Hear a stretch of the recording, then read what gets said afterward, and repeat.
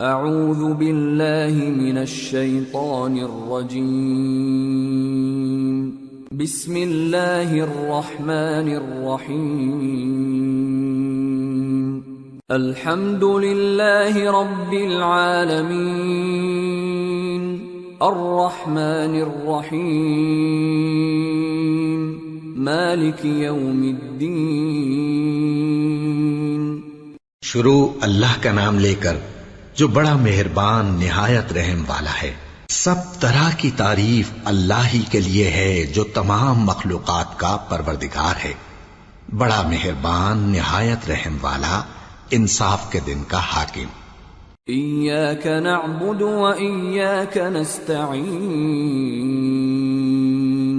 اہدنا الصراط المستقیم صراط الذین انعمت علیہم غیر المغضوب علیہم ولا الضالین۔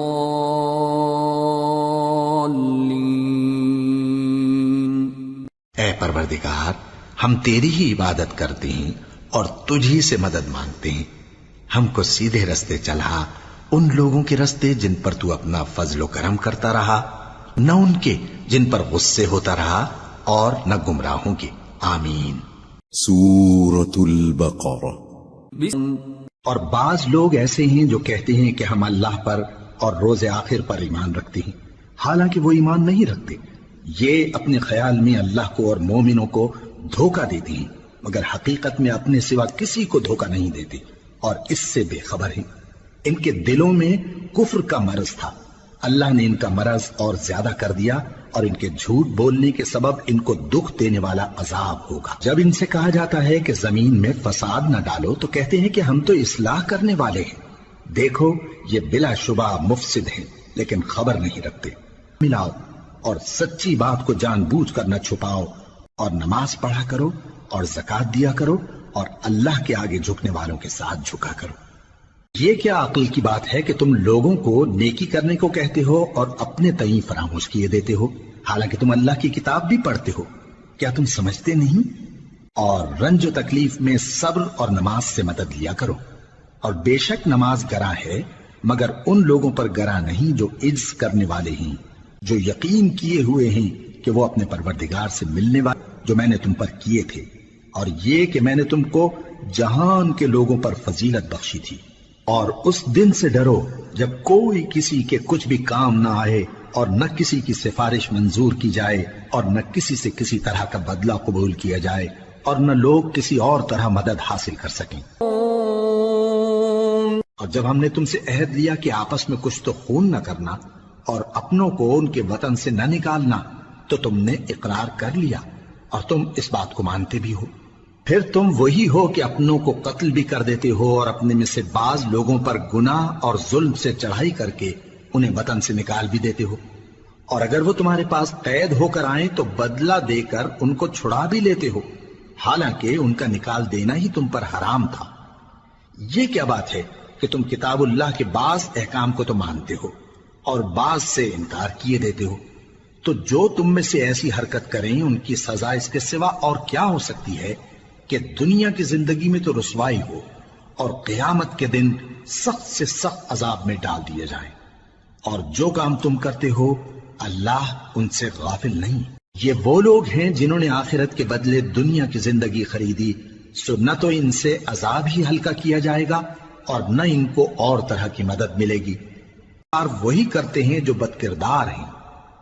ان لوگوں نے جب اللہ سے کوئی عہد کیا تو ان میں سے ایک فریق نے اس کو کسی چیز کی طرح پھینک دیا۔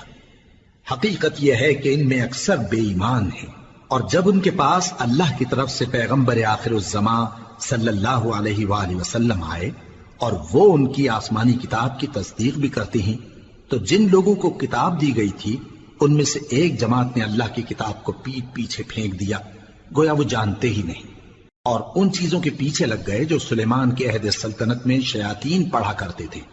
اور سلیمان نے مطلق کفر کی بات نہیں کی، بلکہ شیطان ہی کفر کرتے تھے کہ لوگوں کو جادو سکھاتے تھے، اور وہ یعنی بنی اسرائیل ان باتوں کے بھی پیچھے لگ گئے جو شہر بابل میں 2 فرشتوں یعنی ہاروت اور ماروت پر اتری تھی، اور وہ دونوں کسی کو کچھ نہیں سکھاتے تھے جب تک یہ نہ کہہ دیتے کہ ہم تو ذریعہ آزمائش ہیں، تم کفر میں نہ پڑو۔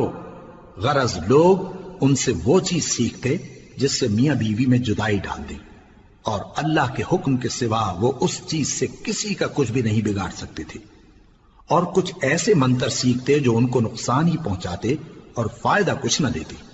اور وہ جانتے تھے کہ جو شخص ایسی چیزوں یعنی سحر اور منتر وغیرہ کا خریدار ہوگا اس کا آخرت میں کچھ حصہ نہیں، اور جس چیز کے عوض انہوں نے اپنی جانوں کو بیچ ڈالا وہ بری تھی۔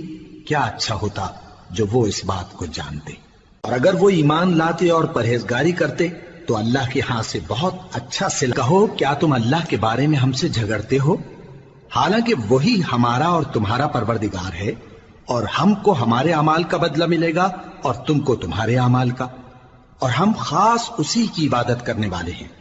اے یہود و نصارا، کیا تم اس بات کے قائل ہو کہ ابراہیم اور اسماعیل اور اسحاق اور یعقوب اور ان کی اولاد یہودی یا عیسائی تھے؟ اے پیغمبر ان سے کہو کہ بھلا تم زیادہ جانتے ہو یا اللہ؟